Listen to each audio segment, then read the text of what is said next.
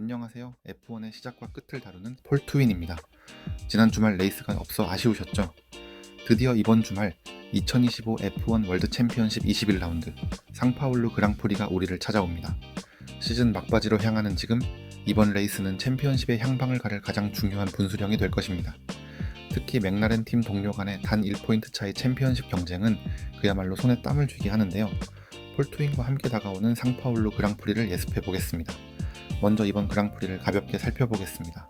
F1 공식 포스터에서는 브라질 홈 드라이버인 보르톨레토가 전면에 나섰고 상파울루 명예시민 해밀턴, 옆 동네 아르헨티나 출신의 콜라핀토까지 등장했습니다.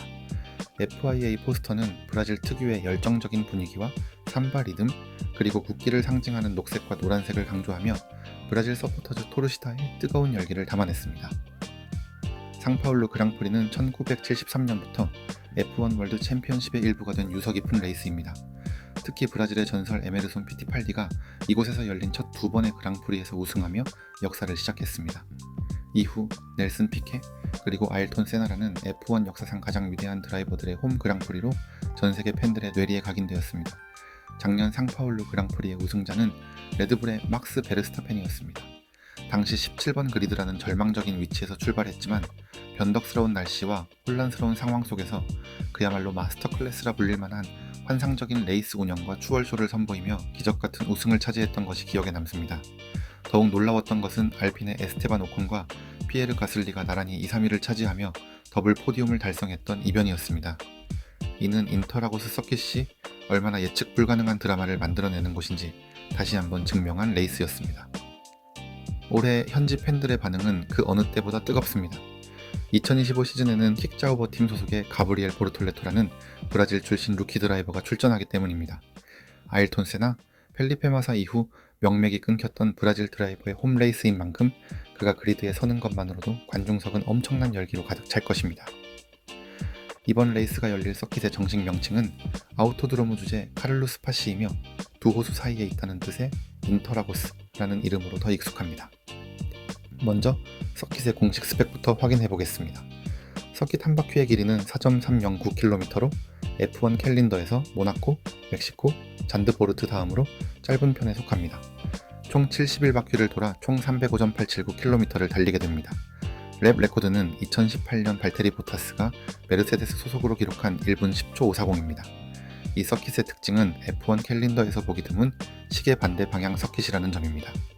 대부분의 서킷이 시계 방향인 탓에 드라이버들은 왼쪽 목 근육을 단련하는데 이곳에서는 반대 방향으로 지속적인 횡방향 지포스를 견뎌야 하므로 레이스 후반부 드라이버들의 체력 저하를 유발하는 주된 요인이 됩니다. 또한 인터라고스는 해발 약 800m로 멕시코시티 다음으로 고도가 높습니다. 공기 밀도가 낮아지면 공기가 희박해 다운포스가 줄어들고 엔진이 동일한 출력을 내기 위해 터보 차저에 무리가 가며 냉각 효율도 떨어집니다. 따라서 팀들은 부족한 다운포스를 보충하기 위해 평소보다 더 큰 리어윙을 사용하지만 이는 섹터1과 섹터3의 긴 직선 주로에서 불리하게 작용합니다. 이 모순적인 세섭값의 적정선을 찾는 것이 인터라고스 공략의 첫걸음입니다. 이제 서킷을 섹터별로 상세히 분석해 보겠습니다. 섹터1은 인터라고스의 상징과도 같은 세나 S에서 시작됩니다. 스타트 직후 긴 피트 스트레이트 끝에서 내리막길을 향해 급격하게 브레이킹하며 방향을 전환해야 합니다. 특히 1번 코너의 에이펙스는 살짝 내리막 경사인 오프 캠버가 있어 브레이킹 시 앞바퀴에 락이 걸리기 매우 쉽습니다. 레이스 첫 바퀴에 수많은 드라이버가 이곳에서 엉키며 스핀하거나 충돌하는 이유입니다.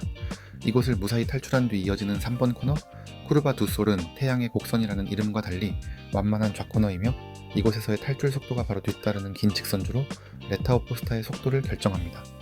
이곳이 바로 첫 번째 T의 ES 구간입니다. 드라이버들은 4번 코너를 앞두고 시속 330km 이상으로 질주하며 강력한 추월 기회를 엿보게 됩니다. 섹터2는 4번 코너 이후 시작되는 기술적인 인필드 섹션입니다. 고속 S자 코너와 중저속 코너들이 연속적으로 이어지며 드라이버의 기량과 차량의 기계적 그립을 시험합니다. 특히 6, 7, 8번으로 이어지는 구간은 리듬이 매우 중요합니다. 한 코너에서 실수를 하면 다음 코너, 그 다음 코너까지 연쇄적으로 랩타임을 잃게 됩니다. 이곳은 추월이 쉽지는 않지만 앞체 바짝부터 압박을 가하기에 최적의 장소입니다.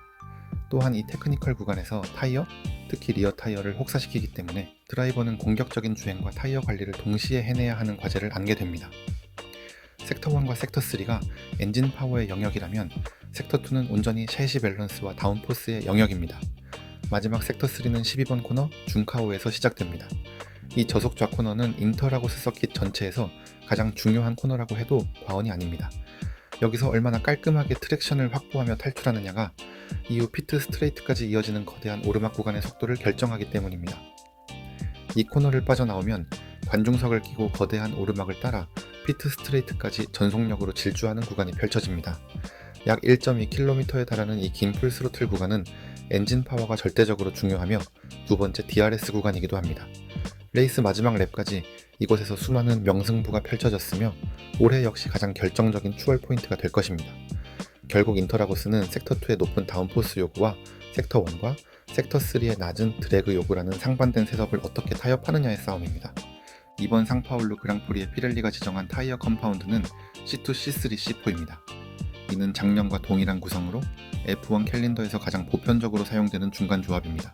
인터라고스 서킷은 실버스톤처럼 타이어의 극한의 횡 방향 에너지를 주지도 않고 모나코처럼 극단적인 기계적 그립을 요구하지도 않기 때문에 이 균형 잡힌 조합이 선택되었습니다. 피렐리는 인터라고스 서킷 타이어에 가하는 부하가 전반적으로 균형 잡혀 있지만 섹터3의 긴 오르막 트랙션 구간에서 발생하는 리어 타이어의 마모, 그리고 섹터2의 연속적인 횡방향 부하를 고려해 이 조합을 선택했습니다. 예상되는 주요 전략은 투스탑입니다. C4 소프트 타이어의 성능은 좋지만 섹터2와 섹터3에서 발생하는 타이어 과열과 마모 때문에 긴 스틴트를 소화하기 어렵기 때문입니다. 따라서 퀄리파잉에서 C4를 사용하고 레이스에서는 C3 미디엄과 C2 하드 타이어를 조합하는 투스탑이 정석으로 여겨집니다. 하지만 인터라고스는 변수가 많습니다. 세이프티카 발동 확률이 매우 높고 트랙이 짧아 언더컷의 위력이 강력할 수 있습니다. 가장 중요한 변수는 앞서 말씀드린 기습적인 폭우입니다. 건조한 상황이라도 세이프티카 타이밍에 따라 원스탑 전략이 깜짝 성공을 거둘 가능성도 배제할 수 없습니다. 시즌 21번째 레이스를 앞둔 현재 챔피언십 상황을 살펴보겠습니다. 드라이버 챔피언십은 그야말로 초접전입니다. 지난 멕시코 그랑프리 우승으로 랜도 노리스가 357포인트를 기록, 팀 동료인 오스카 피아스트리를 단 1점 차로 제치고 생애 첫 챔피언십 리더로 올라섰습니다. 3위인 막스 베르스타펜 321포인트로 역시 아직 역전의 희망을 놓지 않고 있어 세 드라이버의 치열한 경쟁이 예상됩니다. 특히 1점 차이의 팀메이트 경쟁은 기술적인 경쟁을 넘어 심리전의 영역입니다. 두 드라이버 중 누가 먼저 압박감에 실수하느냐가 챔피언의 향방을 가릴 것입니다. 더하여 파파야룰이 가동될 여지가 있을지도 관전 포인트입니다. 컨스트럭터 챔피언십은 맥라렌이 713포인트로 이미 챔피언을 확정지었습니다. 하지만 2위 싸움이 그 어느 때보다 뜨겁습니다. 페라리가 356포인트, 메르세데스가 355포인트, 레드불이 346포인트로 세 팀이 단 10포인트 차이로 2위 자리를 놓고 격돌하고 있습니다. 이 2위 자리는 팀의 명예뿐만 아니라 수천만 달러의 상금이 걸린 문제이기에 이들의 경쟁은 그랑프리 우승 경쟁만큼이나 치열할 것입니다. 중위권에서는 윌리엄스가 111포인트로 5위를 굳힌 가운데 레이싱 불스, 에스턴 마틴, 하스, 자우버가 펼치는 6위 경쟁 역시 흥미진진한 관전 포인트입니다. 이번 그랑프리에서 주목해야 할 핵심 관전 포인트를 짚어드립니다. 첫째, 맥라렌의 챔피언십 내전입니다. 단 1포인트 차이로 1위를 달리고 있는 노리스와 피아스트리. 팀은 두 드라이버의 자유 경쟁을 허용할 것인지 아니면 시즌 막판 충돌을 피하기 위해 개입할 것인지 이들의 레이스 전략과 신경전이 최대의 관심사입니다. 둘째, 2025 시즌 6번의 스프린트 레이스 중 하나가 바로 이곳 상파울루에서 열립니다. 이는 팀들이 단 한 번의 프랙티스만으로 셋업을 확정하고 스프린트 퀄리파잉에 임해야 한다는 뜻입니다. 셋업에 실패한 팀은 주말 전체를 망칠 수 있으며 반대로 혼란을 틈타 중위권 팀이 상위 그리드를 차지할 기회이기도 합니다. 셋째, 홈 그랑프리를 맞이한 가브리엘 보르톨레토의 활약입니다. 자우버 소속의 루키인 그가 홈 팬들의 열광적인 응원에 힘입어 포인트 획득과 같은 인상적인 성과를 거둘 수 있을지 주목됩니다. 레이스가 없는 동안에도 F1은 바쁘게 돌아갔습니다. 그중 개인적으로 가장 강렬했던 소식은 르클레르의 약혼 소식이었습니다. 모나코의 왕자 르클레르가 품절남이 되면서 많은 여성 팬들에게 아쉬움을 남겼습니다. 폴트윈의 F1 판타지 픽입니다. 드라이버는 작년 우승자 베르스타펜, 개인적으로 응원하는 안토넬리, 브라질 출신의 루키 보르톨레토, 옆 동네라 친숙한 콜라핀토, 작년 포디움 피에르 가슬리로 선정했습니다. 팀은 보르톨레토의 자우보와 역시 개인적으로 응원하는 메르세데스를 골랐습니다. 최근 상승세인 레드불의 차량은 너무 비싸서 고를 수가 없었네요. 팀을 레드불로 하면서 드라이버를 조정해볼 수도 있을 것 같습니다. 여러분의 판타지 픽은 어떠신가요? 오늘은 다가오는 상파울루 그랑프리를 미리 분석해봤습니다. 맥라렌 듀오와 베르스타펜의 드라이버 챔피언십 경쟁, 컨스트럭터 챔피언십 2위를 향한 세 팀의 격돌, 그리고 스프린트 레이스와 변덕스러운 날씨라는 변수가 이번 레이스의 승부를 가를 것 같습니다. 조금 어려운 부분은 브라질과의 12시간 시차로 인해 한국 시간으로는 대부분의 세션이 늦은 밤이나 새벽에 열립니다. 스프린트 퀄리파잉은 11월 8일 토요일 새벽 3시 30분에, 스프린트 레이스는 11월 8일 토요일 밤 11시에, 레이스 퀄리파잉은 11월 9일 일요일 새벽 3시에 열립니다. 그리고 대망의 레이스는 11월 월요일 새벽 2시에 시작됩니다. 모든 세션은 쿠팡 플레이에서 시청하실 수 있습니다. 여러분의 예상이 적중할지 폴투윈과 함께 지켜보시죠. 지금까지 폴투윈이었습니다.